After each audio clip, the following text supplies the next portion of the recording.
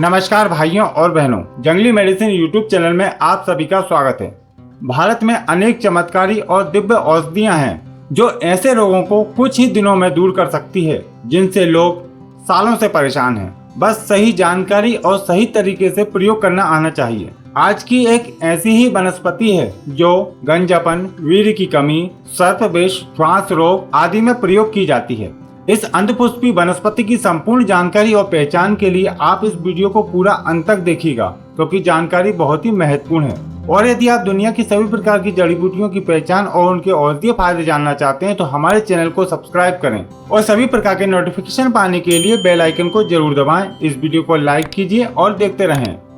यह अंधपुष्पी वर्षा काल में उत्पन्न होती है और गर्मियों के मौसम तक सूख कर नष्ट हो जाती है। इसके पौधे अधिकतर रेतीली जमीन और सड़कों के किनारे देखे जा सकते हैं। इसके फूल सफेद होते हैं जो कुछ नीले और गुलाबी रंग के आवा लिए होते हैं तथा ये नीचे की तरफ झुके हुए होते हैं, इसलिए इसका एक नाम आंधाहुली भी है।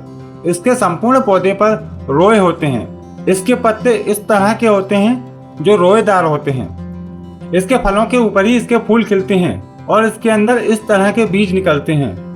इस वनस्पति को अलग अलग क्षेत्रों में अलग अलग नाम से जाना पहचाना जाता है, जैसे कि संस्कृत में इसको अधपुष्पी, अंधपुष्पी, अधोमुखा, हिंदी में अंधाहुली, छोटा कुल्फा, रात मंडी, उड़िया में हेटा मुंडिया, कन्नड़ में अधोमुखी, गुजराती में अंधाहुली, तेलुगु में गोबा गुट्टी, बंगाली में चेतरहुली, पंजाबी में कलरी बूटी तथा मराठी में जिंदी नाम से जाना जाता है।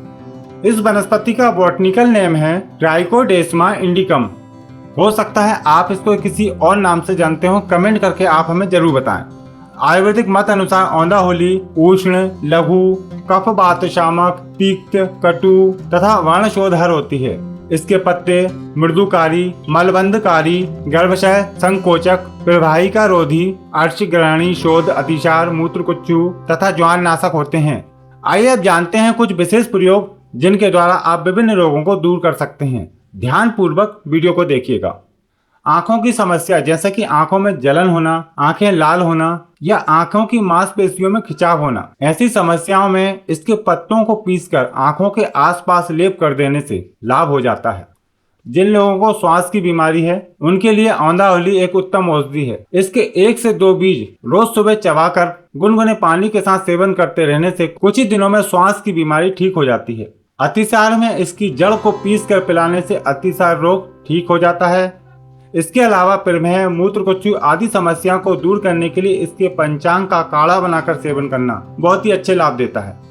इसके फूलों से आप गुलकंद भी बना सकते हैं। इसके फूलों में मिश्री मिलाकर गुलकंद तैयार कर रख लें और इस गुलकंद का सेवन करने से प्रमेह, ल्यूकेरिया आदि की समस्याएं दूर होती हैं और ये महिलाओं में होने वाली मासिक संबंधी गड़बड़ियों को भी ठीक करता है। इसका अगला प्रयोग है शक्तिवर्धक के रूप में। यह पौधा अनेक शक्तिवर्धक गुण भी रखता है। वीर्य के विकार, वीर्य की कमी आदि में इसका प्रयोग किया जाए तो बहुत ही उत्तम शक्तिवर्धक बन जाता है। इसके संपूर्ण पौधे को सुखाकर बारीक चूर्ण बनाकर रख लें और इसमें बराबर मात्रा में मिश्री मिलाकर 2 से 3 ग्राम की मात्रा में सुबह शाम दूध के साथ सेवन करने से शरीर में शक्ति आती है और वीर्य बढ़ता है। शक्तिवर्धक के रूप में इसका दूसरा प्रयोग भी है। कोंच के शुद्ध बीज का चूर्ण, औंधाहुली का चूर्ण और मिश्री, इन तीनों को समान मात्रा में मिलाकर 2 से 5 ग्राम की मात्रा में सुबह शाम दूध के साथ सेवन करने से शरीर की नपुंसकता मिटती है, वीर्य बढ़ता है, शरीर में शक्ति आती है तथा कमजोरी दूर होकर शरीर हष्ट-पुष्ट और बलवान हो जाता है। इसको स्त्री पुरुष दोनों ही सेवन कर सकते हैं और अपनी शक्ति को बढ़ा सकते हैं। अगला प्रयोग है सूजन को दूर करने के लिए। इसके पंचांग को पीसकर सूजन वाले स्थान पर लेप करने से सूजन दूर हो जाती है। इसका अगला प्रयोग है मवाद वाले फोड़ों को ठीक करने के लिए। किसी भी प्रकार का फोड़ा है या फिर बाल तोड़ हो गया है, वहाँ पे इसकी जड़ को पीसकर लगाने से जल्दी आराम होने लगता है। प्रवाहिका रोग में 1 से 2 ग्राम की मात्रा में इसके चूर्ण का सेवन करने से तुरंत लाभ मिलता है।